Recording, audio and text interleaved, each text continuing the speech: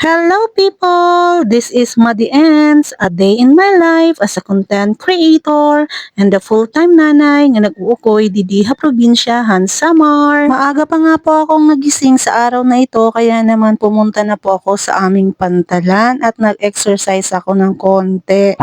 Inaantay ko po kasi yung aking mister na madilim pa pong umalis sa bahay at ayan nga, nakita ko napadaong na siya. Yung nakabangka na yan, si mister po yan, kaya naman agad-agad po akong lumapit.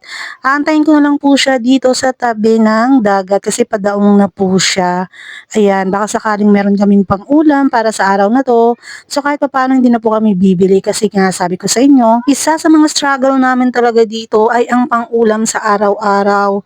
Bukod na lang din sa pambili ng bigas ay pang-ulam, problema rin namin. Minsan nga kahit may pambili kami ng ulam, pero wala naman pong naglalako ay wala pa rin po kaming mabibili. Pero marami naman pong way para magkaroon ng ulam kasi marami rin naman pong mga gulay-gulay dito sa paligid namin kasi nga probinsya kami, no. Kaya nga sabi nila basta masipag ka lang dito sa probinsya ay mabubuhay ka, which is totoo naman kasi marami rin naman mga seashells na libre mo pong makukuha dito sa aming dagat. Pero para sa akin kasi iba pa rin talaga kapag meron pong ulam na isda, lalo pat sariwa.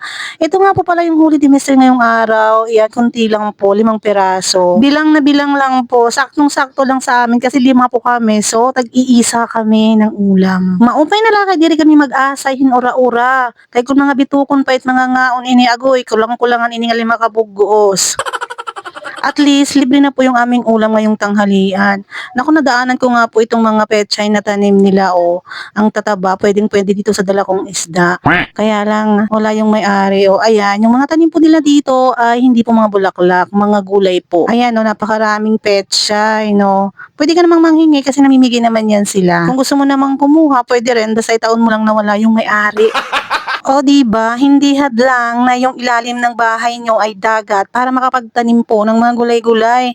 Kasi yung mga bahay po na yan na dinaanan ko, dagat po yung mga silong niyan pero may mga tanim po sa harapan. O ayan, nakasalubong ko nga rin po si Tio, papunta rin siya ng pantalan at nag-aabang din po siya ng mabibiling isda. Ang hirap kasi talaga pag walang palengke. Kasi may pambili ka nga, wala ka namang mabibilhan, diba? Fast forward nga po ay inihaw ko lang po yung aming isda kasi sariwa naman po yan at saka para wala na pong gasto sa mga panghalo. At ayan nga, ginawa kong bantay si Miming dyan sa inihaw. Kasi babe naman yan si Miming, huwag ka lang magtagal at dahil baka pagbalik mo, puro na lang yan, mga tinik. Pero meron naman kaming kasunduan ni Ming at pinapirmahan ko yun sa kanya na kapag pagbalik ko ay wala na yung mga isda na yan. Hiyatak sunod nga igsusugba, di na nga sugbaan. Hoy, joke lang yun Ming ha. Kaya naman, charan! O diba, kompleto pa, hindi niya ginalaw. At yan lang guys for today's video. Thank you for watching and God bless everyone!